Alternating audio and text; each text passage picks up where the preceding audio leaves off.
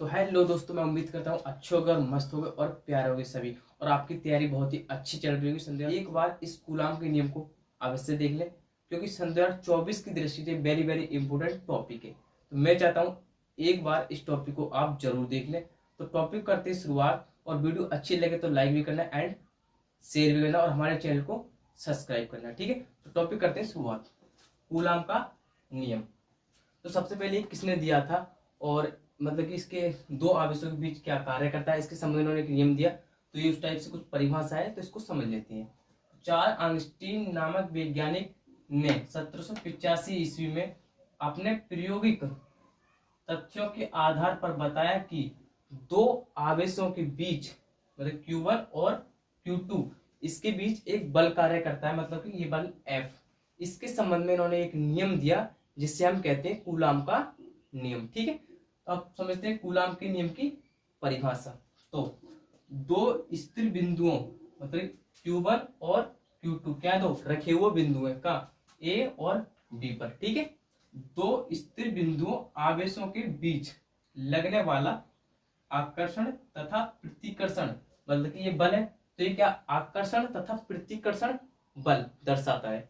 मतलब आकर्षण तथा प्रतिकर्षण बल उन दोनों आवेशों के गुणनफल, क्या Q1 और Q2, इन दोनों के गुणनफल, ठीक है। उन दोनों गुणनफल के अनुक्रमानुपाती होता है, मतलब कि Q1 और Q2 दोनों के अनुक्रमानुपाती होता है, ठीक है, गुणनफल, ठीक है।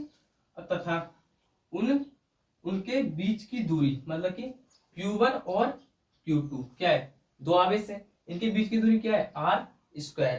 तो उसके बाद चलिए, उनके बीच की दूरी के वर्ग के व्युत्क्रमानुपाती होता है, मतलब Q1 और Q2 क्या होते हैं, r दूरी के व्युत्क्रमानुपाती होते हैं, ठीक है।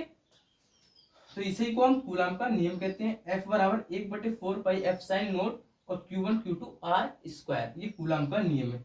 अब इस कूलाम के नियम का नियमन और देख लेते हैं एक बार। तो आपको चित्र के बारे में थोड़ा और समझाता हूँ, बता तो दिया ही है मैंने। तो Q1 और Q2 ये दो आवेश हैं, कहाँ पर रखे हैं, A और B, इन दोनों बिंदुओं पर ये रखे हैं। अब इनके सम्मुख मध्य एक O बिंदु है, मतलब जिसपे F बल कार्य करता है, ठीक है। तो मतलब कि Q1 से और Q तक दूर तक की दूरी r² है इनकी, ठीक है।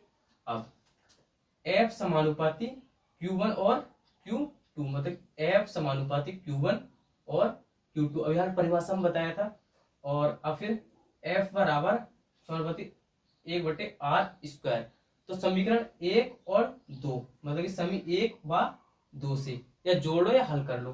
तो F बराबर समानुपाती Q1 और Q2 r², तो क्या होगा, समीकरण बन गई 3। ये हमारा क्या है, एक नियतांक होता है, मतलब इसके बराबर होता है k।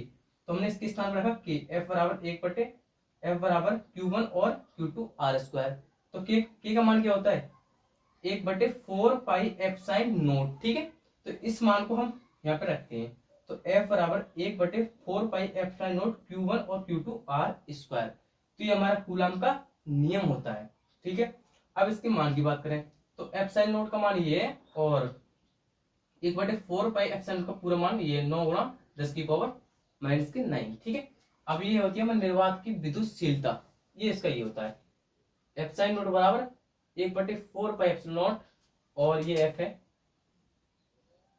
F और Q1 Q2 r², ठीक है।